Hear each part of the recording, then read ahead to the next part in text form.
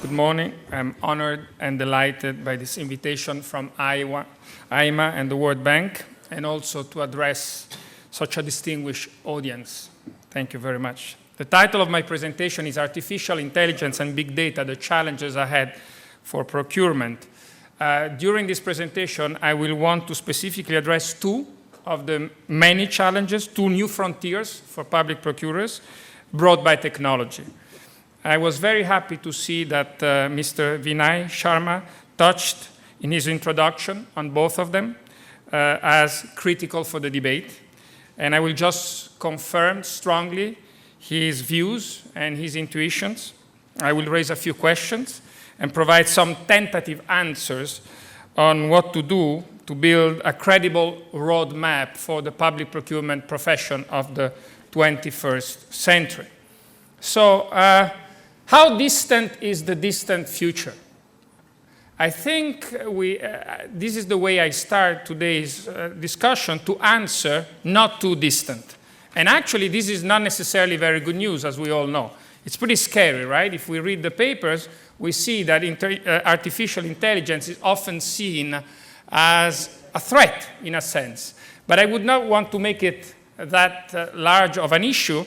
I will want to focus on the impact of artificial intelligence on the job market, and especially on the job market for public procurement. We know that when we talk about artificial intelligence and the job market, the future is now, and the future is affecting a lot of professions. This is one of the several inventions that has been brought forward by technology, which just shows something to me very important, then a peculiarity of this new technological revolution is that it is eating up also jobs that require quite a good amount of professionalism. It's not so much anymore that, like in the 1700s or 1800s, technology would only kill manual jobs. We need to know a little bit more about this technological revolution. And so I would like to discuss issues related to the future procurer. But before doing so, let's look a little bit at the data. And what the data tell us is that there are some clear trends. One of these clear trends is that some jobs are disappearing. And these jobs that are disappearing are typically, you see them here with the orange color, are those jobs that require routine tasks. The evidence is quite clear and dramatic. But let's see what the economists have to say on these issues. And bear with me for a moment, even though it doesn't look like I'm talking necessarily about procurement. One of the most important papers that has come out gives some figures on how much we should worry about these trends. 47% of the total of US employment is at high risk of automation over the next 1 or 2 decades, says this study. And however, the good news is that there are some jobs, some high-paying, difficult to automate jobs that are increasing. And these jobs, actually, these jobs that survive this revolution, require certainly a technical competence, but they also require, increasingly so, what are called social skills. They are social skill intensive. They are certainly jobs that require technical competences, but also require the capacity to have social interaction qualities. Look at why this is. Computers are still very poor at simulating human interaction. Reading the mind of others, please keep in mind the procurement profession when I read this, because a lot of the time the procurement profession is about reading the mind of others. And reacting is an unconscious process. The humans know how to do it. Machines still haven't learned. And so this should explain why we are seeing this kind of trends that are totally related, according to the paper, to the ICT revolution. You want to see more data? Here it is. These are non-routine jobs. And look at how non-routine jobs, within non-routine jobs, the trend is dramatically different according as to whether there are no social skills involved. Even these jobs are disappearing. So it's jobs that have high technical competence that are quite routine and do not involve social skills, they are disappearing. The ones that couple technical competence and social skills resist and are becoming the high-paying jobs of the future. this is a very nice graph. I don't know how much you can read it. That shows in green all the jobs that are resisting, in pink all the jobs that are collapsing, and in an axis you see here the technical competence and the social skills. So you see here that to be a mathematician is not enough for the 21st century.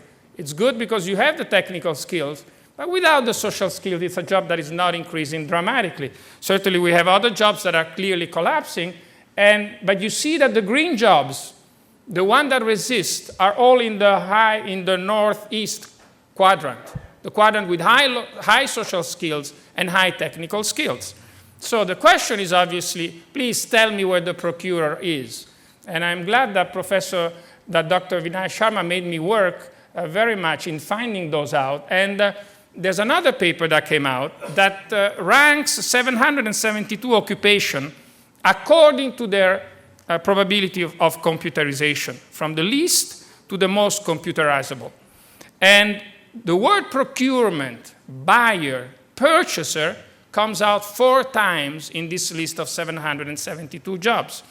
The probability of being computerized, and you obviously link it very much with the probability of disappearing, is very, very low for the first category, purchasing managers, which brings about, again, obviously the issue of soft skills, the ability of going beyond mere technical competence. Then you have a little bit more wholesale and retail buyers, purchasing agencies, but look at procurement clerks. The probability that we look at the 21st century without procurement clerks, because of the standardization of the jobs, especially for certain kind of procurement, is quite high. Now, just to end this first part of my presentation, what do I make out of this? I don't know. If you were asking me to speculate, I would say the following 4 things come to my mind. First, standardized procurement is not here to stay, but obviously it will always stay. When I say it's not here to stay, it's not here to stay for human capital, for human employment, quote unquote. And I say, do we have to worry?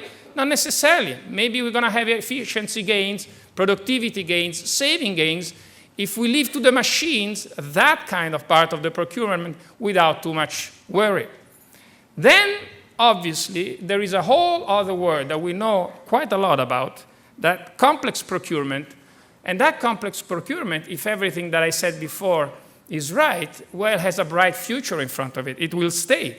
So our goal is probably one of letting it grow, because we know that by letting it grow, not only we're going to be more effective in delivering important public service for the communities, but we're also going to be able to raise the productivity of our public procurers and increase the perimeter of activity of our public procurers. So now the challenge is, well, if we want to let complex public procurement grow, do we have actually, currently, the skills to do so? And my perception here is not necessarily, and we need to create a roadmap to make complex procurement more in the hand, more effective. And how do we do that? Well, obviously you start with more competence. You start with more competence, but think about it. If a person becomes more competent, you obviously want to give him a higher role. You want him to become effective. And here comes the problem, the dilemma. When you have a system with a lot of rules, well, then to apply your competences sometimes becomes very difficult, if not impossible. So to have competences really matter for public service delivery, you need more discretion.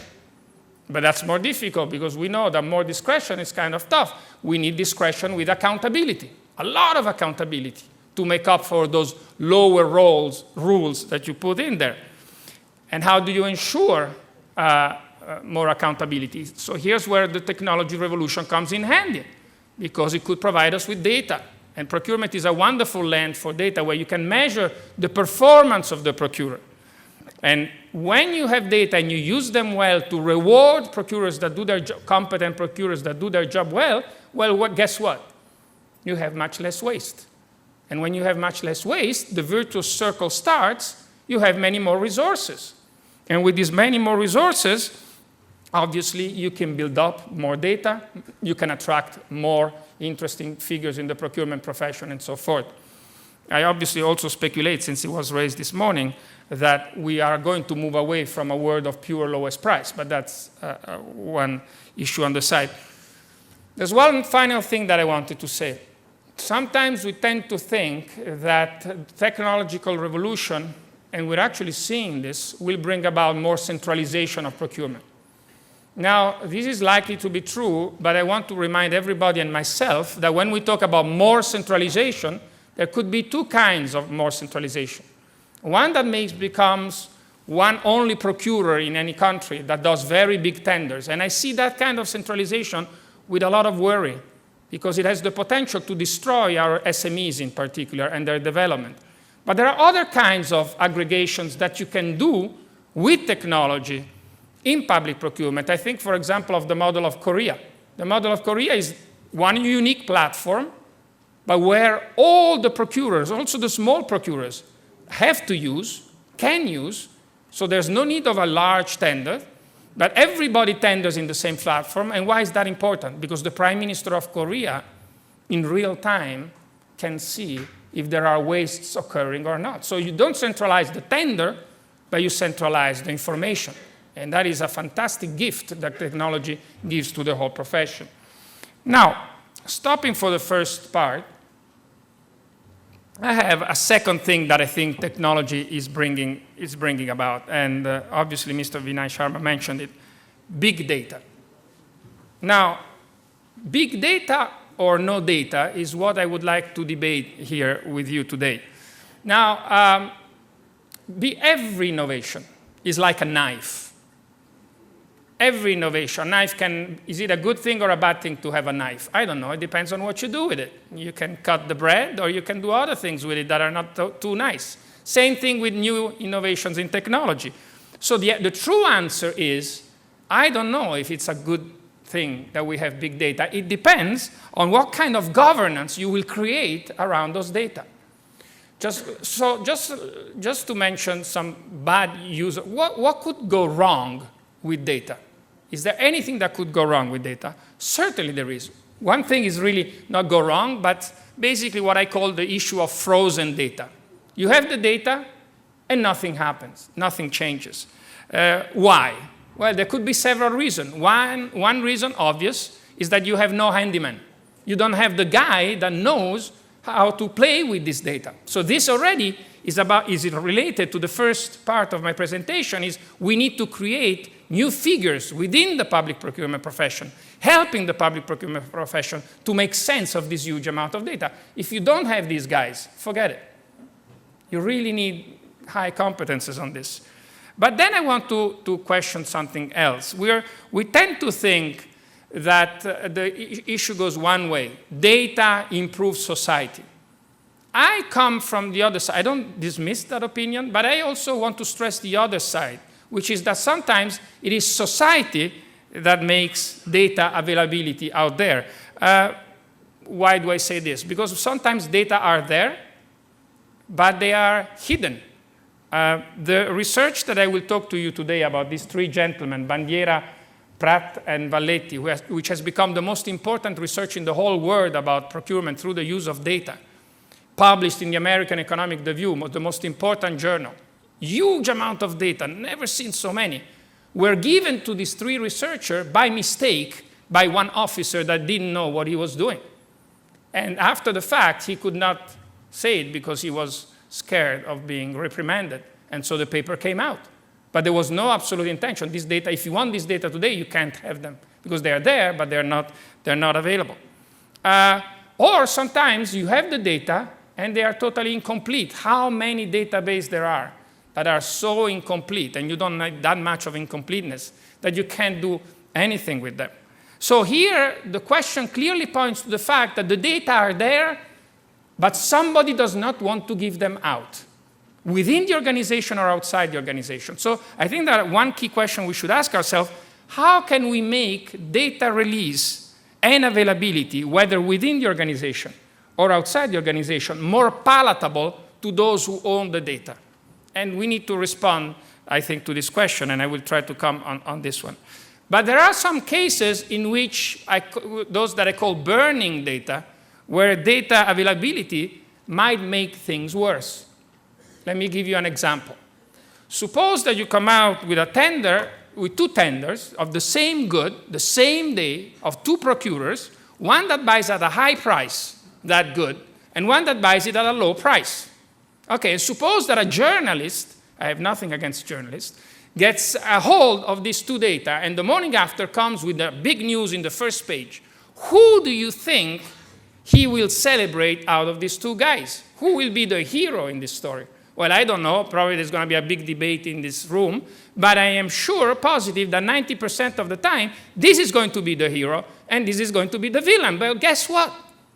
We know that many times, for example, just to give an example, corruption flows through agreements of, I will provide you with low-quality goods. I will not provide you what was asked in the tender specification. I will win the tender because I will do a low price. And finally, the good is not going to be delivered of the right quality. And here was the hero that would provide what was requested at the right price for the quality required. But guess what? If I am a procurer that comes out in the newspaper the day after because I have bought at the right price, the good quality, and I am put in the spotlight, you know what? Morning after, I am out of the public sector and I go somewhere else to do my job. I don't need to stay there. Civil society. Civil society is a fantastic thing, but is it always the right tool to get procurement more accountable? Well, there's a lot of sociologists that have done very interesting studies on the use that is made of the word, for example, corruption on Twitter and Facebook. And guess what? The analysis points to the fact that these data on corruption in procurement that come out are not used to learn more about where the problem is, what can be done best, but are used to, in partisan style, to further the stances of one politician rather than another. This is always why I'm saying when I go to conference and I hear one politician talk about one procurement case, I would always want to know if he's in the opposition or in the government when he says those things. And then, again, the question that needs to be raised is, what might prevent the wrong use of data? And what can we do about it? Maybe, obviously, competence is an important thing, but maybe then we should also talk about things we don't like, do we give the data to everybody, or do we give it only to the guys that know how to use this data well, which we are uncomfortable with because we always talk about open data. And so just to give you my uncomfortable position as a European, we tend to confuse the issue of, we tend to say that the issue of data is only, in procurement, is only an issue about integrity. That when you see data of a bad procurer, they say that that procurer is corrupt. And I would like to argue with you today that this is a huge danger for the future of data. These three guys that I mentioned before, Valletti, Bandiera, and Pratt, have used this massive data set to identify, well, so they had these two procurers that would buy the same thing the same day at different prices. They control for quality, and they say, well, the difference between these two prices is, and they don't say the difference in these two prices is corruption. They say something very important and true. They say the difference in these two prices is waste. Now, when you talk about waste, it's a very different thing than talking about corruption.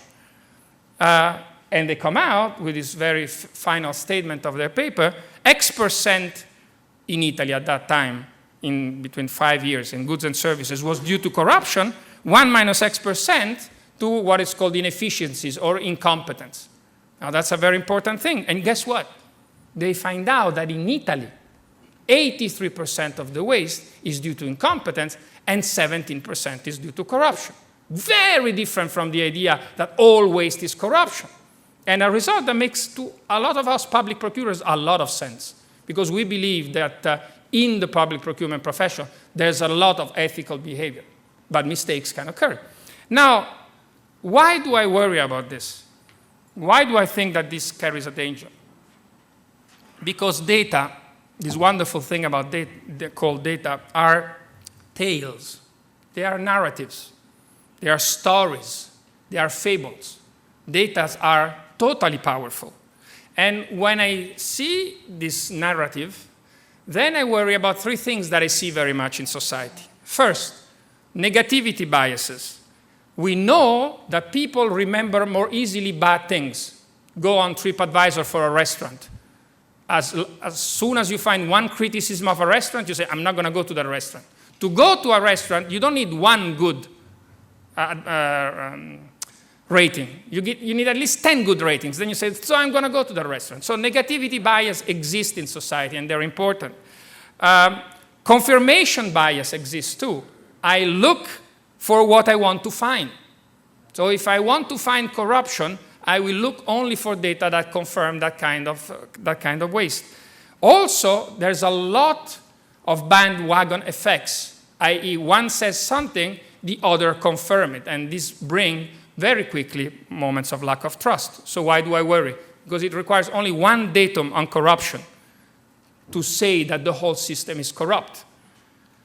Why is it worrying? It's tremendously worrying. Because if data generate, because of one data, they will generate immediately lack of trust in the public procurer.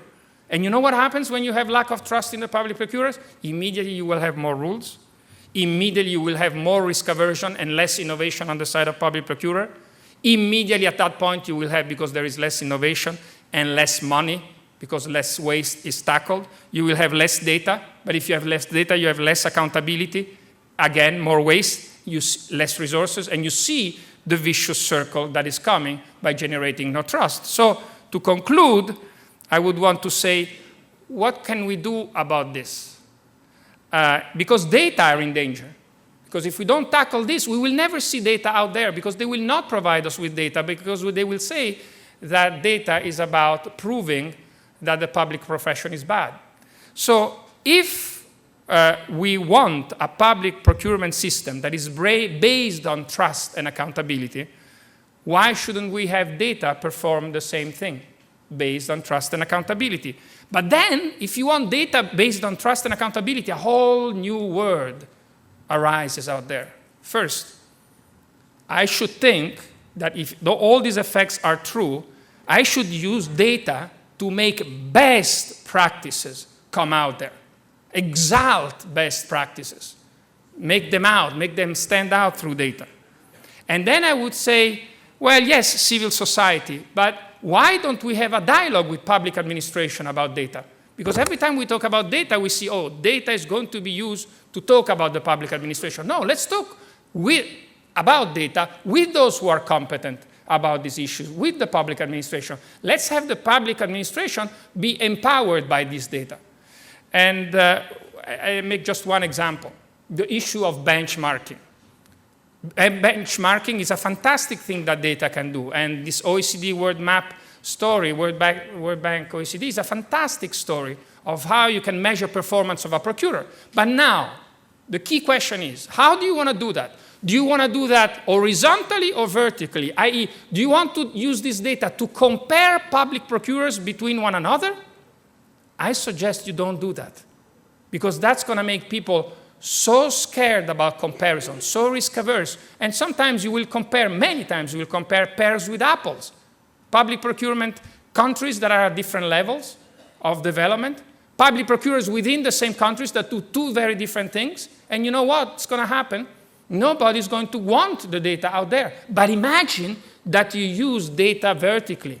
Within the organization, you use data as benchmark for future improvements. You say, I am here now, I want to be here in 3 years, and I have the data to get there. Now this is fantastic, because I am not going to be nervous. I'm actually going to be challenged by this data, and I'm going to find in data a friend that I will want always more and more precise, and that I will want to invest in.